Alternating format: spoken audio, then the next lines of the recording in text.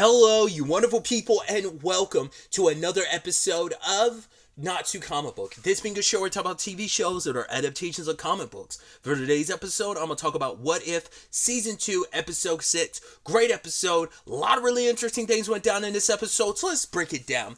Well, what I think is so interesting about this episode is, I think if you exclude the Watcher stuff, the Ragnarok stuff, and then the cameo at the end, it almost feels like this. I mean, by virtue, it doesn't feel like a superhero property. It feels like it could just be its own original story, which, I mean, technically it is, even in the Marvel continuity, because Kahhori does not exist in the comics. She's a character created specifically for the show. So that's interesting, because, like, if she becomes popular enough, and if they want to, they could eventually adopt her into the comics. The probably best example of something like that would be Harley. Started off in the animated Batman series in the 90s and became so popular they put her in the comics. Like, there have been plenty of characters who've been in that situation before, so that's I hope that is the case. But and like, it feels like, it doesn't feel like there's anything other than those elements I mentioned before. Nothing intrinsically makes this a super, like, you wouldn't think this a Marvel thing if it wasn't for those little Marvel things in it. It stands alone as just this story in its own right. Like, it could just be isolated and just be its own story. Like, you expanded it more, it could easily just be like a movie, which is so interesting. Like, it's almost kind of like, it's a weird comparison to me, but it's like, even though I haven't seen it, but I know the premise of it, but it's like Prey. Like, if you, like, didn't have that take place in, like, the Predator universe, that could just obviously be its own thing, but it's like name recognition, but obviously that's also what makes the story so interesting, that it is the Predator hunting this First Nation tribe, like, in the past and stuff like that. So it's just that thing, but it's like, what can I say, outside of those things, like, there is no direct moral, I mean, obviously, once again, the direct connection is all the Marvel stuff is what led to this. It's like, if it wasn't, like, Odin left the Tesseract on a village on Earth, but the problem is, Sutor comes and, Ragnarok happens and destroys Asgard before he can, so all of Asgard's gone, which means Thor's probably dead. I don't know if anyone managed to get off of Asgard before it blew up. I don't know. I mean, Odin's dead, so who knows? But the Tesseract found its way to Earth and specifically landed in Cody's near her village. And they've got this tale about the Forbidden Lake, that people disappear near it, and it seems like the Tesseract is the basis of that. So I should also want to quickly talk about it. The actress who voices Cody her name is Deborah Jacobs, and I saw her name, I was like, why does that name seem so familiar? It's like, is that who I think it is? It's like, yes.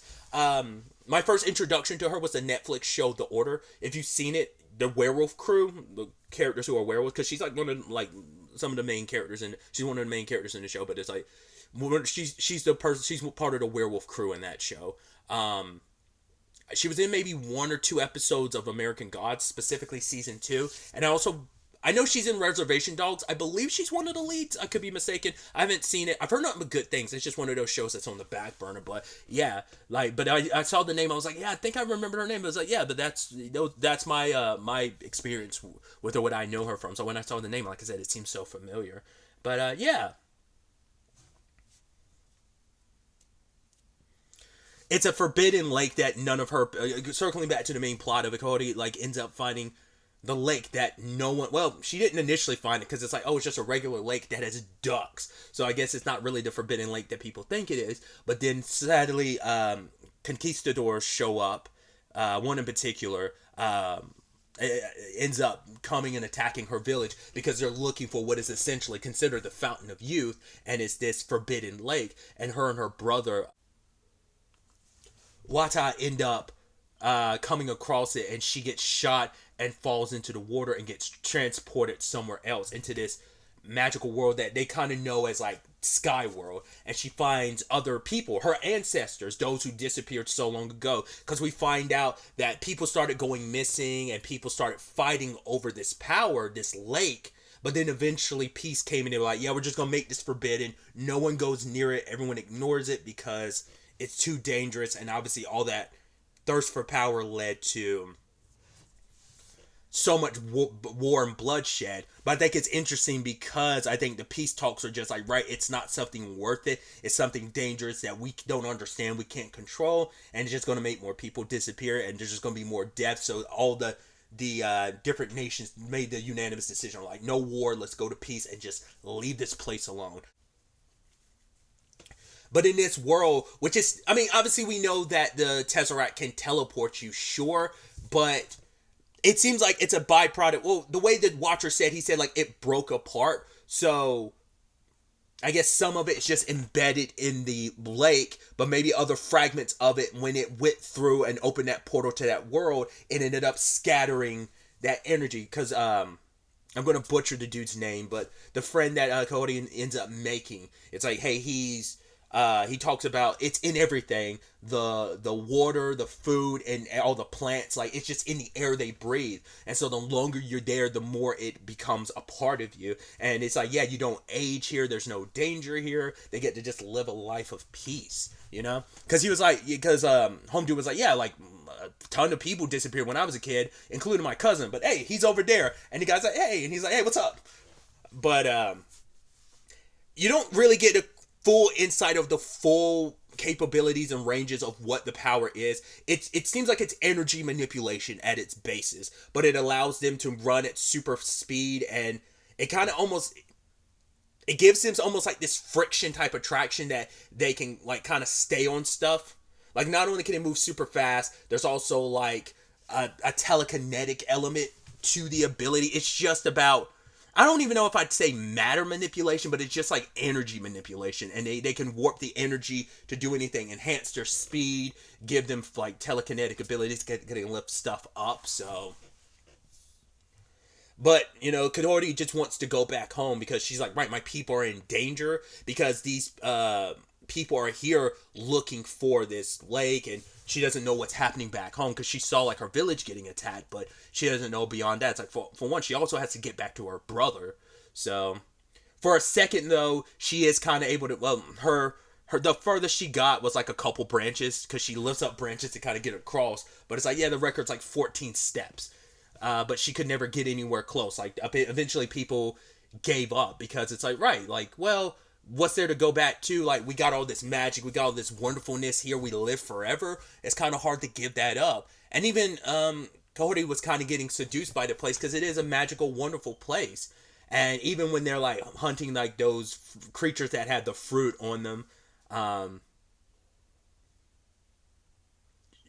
she kind of got captivated. And I love that conversation about basically, there's power that transfers with a name. Your name, like, holds the strength of every ancestor of yours that had it before you, and what you've done today will end up adding more legacy and legend to that name, to any future generations that your name gets passed down to, which I thought that was so beautiful. I mean, there's so many cultures that, you know, a name had, like, you know, we kind of like sometimes we'll just toss names out, not thinking much of it, but it's like there is a lot of meaning and heart into a name. A name helps define you. A name means something. There is meaning to it. There is a lot of weight behind a name. Your name is your name, and it matters. I know I'm saying the word name a lot, but it is just one of those things you kind of take for granted.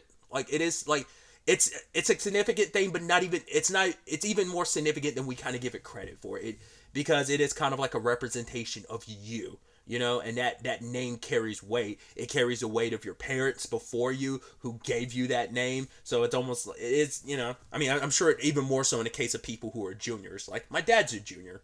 Him and my grandfather on his dad on his side have the same first name. So my dad's a junior. But anyway, tangents and all that. So I'm going into a tangent. I'm sorry. But despite all this, despite all the celebrations, when the conquistadors find their way into the sky world by accident, they were in the lake and got sucked in.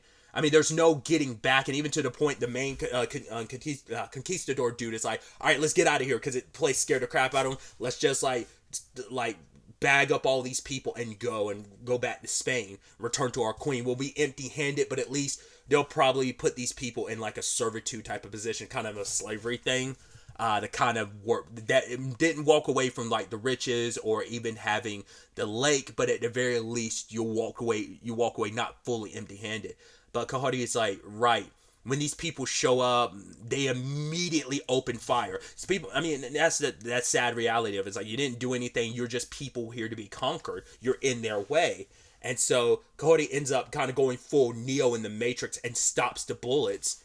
and ends up you kind of like, she's, I think it's just in the nature of the energy is in even the plant, so she's able to take tree roots from underneath the ground to wrap them up and hold them down. Because for her, it's like, right, these people, they're attacking my village. She even sees her brother's necklace is on one of the soldiers, and it's just, I need to get back. But home dude's like, no, you don't have to go. It's, we have something peaceful here. And just for her, it's like, you guys have gotten so comfortable here, and I get it, but you've forgotten where you come from. She's like, even I kind of got swept up in a moment, but it's like, no, my people are back there. My brother is back there. I need to be there. I even love that line. It's like, even in this place of miracles, I keep my people in front of me. I was like, I love that line. It's beautiful. It's like, right. Like, they will always, despite the miracles of this place being something fantastical and amazing, I will not lose sight of my people. They will always be the main thing, my main focus. They will always be the thing my eyes lock onto. And she ends up grabbing the portal from up in the air, and she drags it down in front of all of them to ground level. It's like, if you want to come with me, if you believe yourself worthy of this place, then you'll join me. Because they're like, right, we came here to get away from wars. There's peace and all this here. And it's like, yes, but there might be war, but that's also where your people are. And are you willing to abandon them just for your own, like, being able to be exciting, like, to live here? Are you willing to just cast aside all the other people? Your people.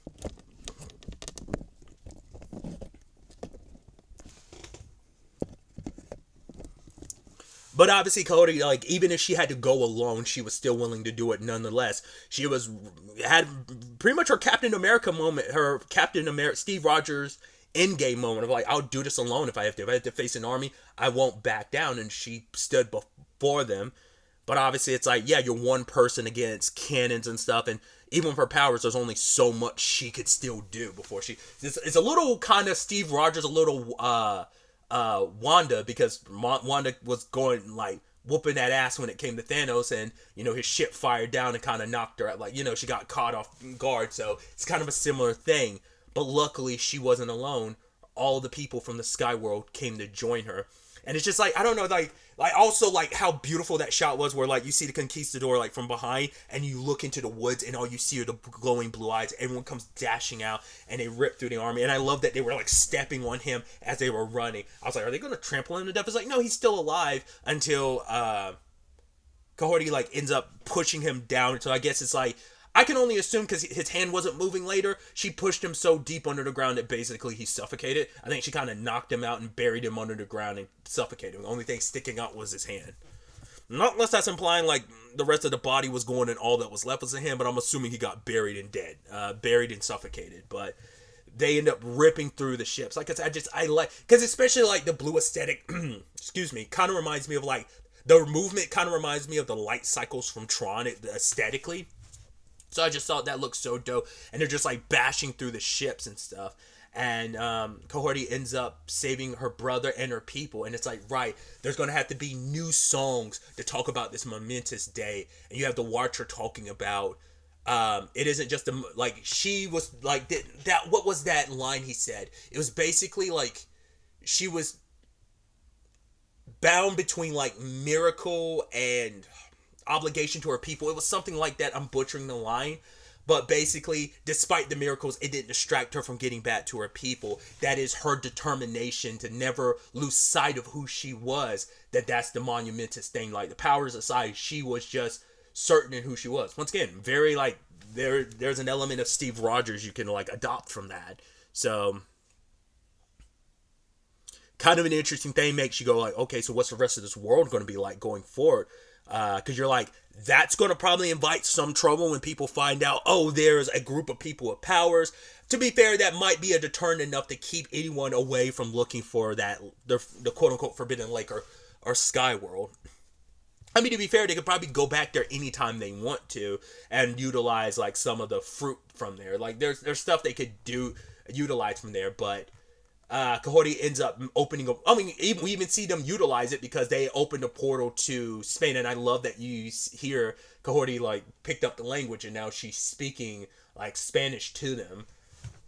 being like, right, I'm not here to take your throne. I have no interest in it. The fact that this world is bigger than beyond you and me. There's so much space here. Like, we don't have to conquer each other just to live in the world. We could just live in peace. But the queen is like, no, no, no, no. I was born to this. You exist to basically serve me. I was kind of ordained by God. I mean, that's how like a lot of kingships and queenships were chosen. It's like, oh, if you were ordained as a king or queen, you were chosen by God. That's how that whole thing works. So it leads to that extremely inflated ego on her part. But it's like, yeah, like I literally have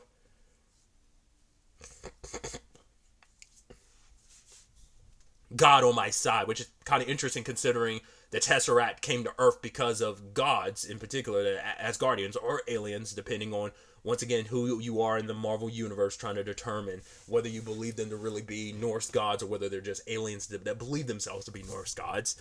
But yeah, she destroyed the queen's throne, and it's just like, right, like once again, I don't want no smoke, but if you do, you can always catch these hands later if it really comes down to that. But I'm just trying to be the deterrent so that we don't have to come to that. You never come to our land, leave you alone. We can coexist, but also because trying to make it so that no one ever tries to take control of someone else, kind of being a very worldwide peacekeeper, not just looking out for her people. I'm so stupid too, because I was thinking about it during the episode, but I completely forgot about it. It's like when all the sky people were rushing out, I think this is also supposed to, because it gave me that same feel as like a Wakanda situation. It definitely is meant to be in that feeling vibe of, the ancient history of like Wakanda. Like you're supposed to kind of get that too. If I'm gonna not say their name because I'm gonna butcher it, but like the translated name is like the Mohawk Nation.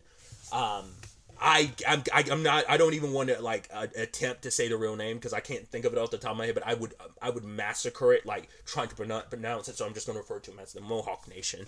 So it's just it's beautiful, and it like I said, stuff like that just make it seem like, yeah, this could just be any animated story. It just doesn't, like, except for the connective tissue, it could just exist outside of being a Marvel property, which is just so interesting.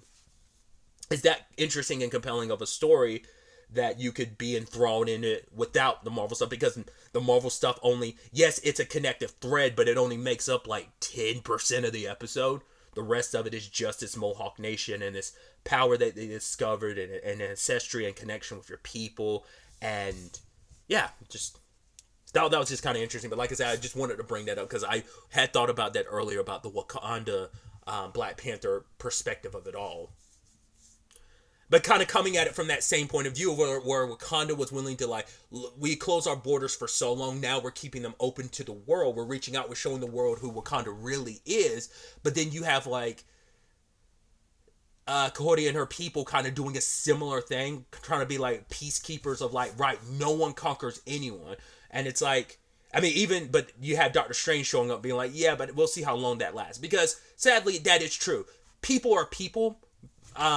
And humans, we are so easily capable of destruction. Ironic, considering, well, the man who sadly destroyed his own universe pops up here. So, like, it's a little correlative in some capacities of, like, you're kind of a representation of, road to hell is paved with good intentions. But even trying to do the best thing, people can be misguided. And God forbid if you're just straight up, like, going about things the wrong way either way. Like, how humans can just go straight forward and just, whether they're misled, whether they have the best of intentions, or whether they're just doing something out of pure evil and the need for power and conquering, that humanity can cause so much destruction, can burn so many worlds to the ground, interestingly enough. So, but he's been looking for Kahhori, and it's like, for what purpose? Would this happen to tie into what's going on where we left Peggy at the end of last episode with the 1602 thing? Or is this a completely different storyline? Or is all that's its own thing that will meld into whatever this is? Because, well, we saw in the trailer, from what I remember, so I'm assuming Ultron, no, because it wasn't even Ultron anymore. Well, it was Ultron's body, but what's-his-face had taken over Toby Huss's character. Or is it Toby Jones?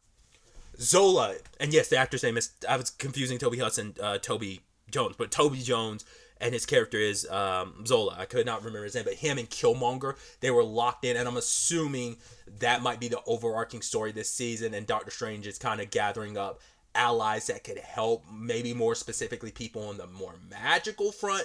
So I don't know what to really think of that, like why he'd specifically need Cody in particular, which is going to be interesting to see what that ends up being. Like I said, we're setting up some interesting plot threads. Like, we left episode 5 open, so we haven't circled back to that yet, and we haven't circled, and we've got this whole thing here. So it's definitely going to be interesting to see where the next episode takes us. We only got 3 episodes left this season. There's also a 9-episode season like last season, so it's definitely going to be interesting to see where the next story ends up taking us going forward with all of this. But really, that's all I wanted to talk about. Till the next time we meet, be happy, be safe, live life to the fullest, and enjoy it. Good day, and goodbye.